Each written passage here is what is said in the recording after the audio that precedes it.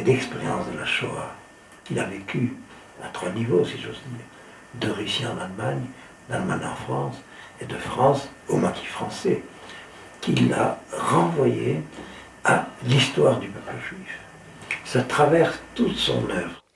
Et en 1945, on se retrouve bien évidemment avec la plus grande communauté juive d'Europe, qui est la France, et qui ne peut se développer qu'avec des fondements intellectuels et culturels assurés. Et là, c'est d'ailleurs une providence d'avoir eu, même très peu de temps, quelqu'un comme Gordin, qui était chez lui dans cette science juive, et chez lui dans cette science juive de manière double, non seulement du côté du rationalisme, c'est-à-dire du côté de Mendelssohn, de Hermann Cohen, de Kant et du judaïsme, etc., mais aussi de la Kabbale, ce qui, comme vous le savez, était encore très rare à l'époque, et qui a pu transmettre, j'allais dire, en un ultime message, cette espèce de paquet comme ça, en disant faites attention, le judaïsme, c'est pas seulement Hermann Cohen, le judaïsme, c'est pas seulement de la Kabbale, mais c'est bien évidemment aussi les deux. La méthode Gordin, l'essentiel, c'est ça. Jusqu'à lui, même s'il y a eu des exceptions qu'on ne connaît pas, depuis l'émancipation, les érudits juifs, pieux ou pas pieux, en général ils étaient pieux d'ailleurs, les érudits juifs, au courant de la culture générale, avaient adopté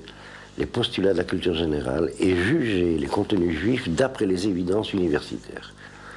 Lui nous a appris l'inverse. Lui nous a appris à juger la culture générale d'après les évidences de la conscience juive. Et ça a été une révolution. Le petit noyau que nous étions autour de M. Gordin, et le petit noyau qui a été aussi à Orsay, à cette école de cadres que Castor avait fondée, qui a groupé quand même un nombre restreint de gens au niveau des quantités.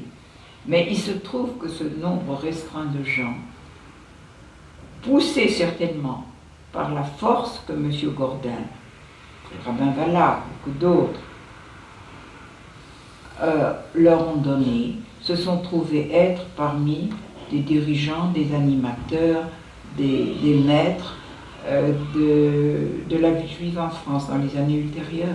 Lorsque Robert Gamzon est venu dans notre bonne ville d'Oran, en tant que fondateur des éclaireurs israélites, nous étions éclaireurs israélites, et il est venu nous dire, il nous a tenu à peu près ce langage, toute l'élite juive française a disparu dans la Shoah.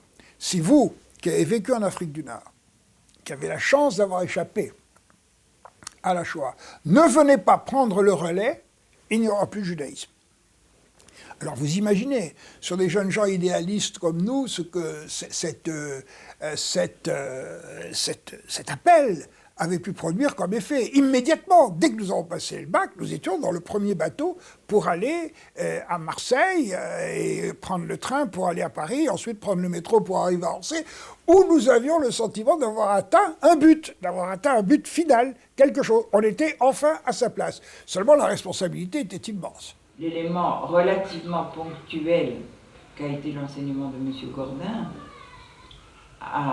s'est développé d'une manière extraordinaire parce que justement ça a été un enseignement très riche et que tous ceux qui l'ont reçu se sont sentis en quelque sorte, du fait de la guerre certainement aussi, mais investis d'une espèce de devoir de continuer ce que M. Gordin avait semé. Je veux te dire, il a été le maître. S'il n'y avait pas eu Gordin, moi, je ne serais pas venu à Orsay. Et si je n'étais pas venu à Orsay, ce qu'il nous a enseigné, ça serait arrêté à la première année, à sa mort.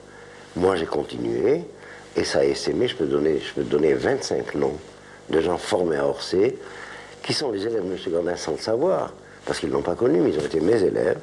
Mais c'est grâce à M. Gordin qu'ils ont été formés comme ils ont été formés. Il n'y a pas d'exception. Tous ceux qui enseignent, je t'apporterai des listes, tous ceux qui enseignent aujourd'hui avec cette méthode qui est différente de la yeshiva et qui donne intérêt à la sagesse juive, ça vient de lui, ça vient d'Orsay. Ce sont tous des anciens d'Orsay.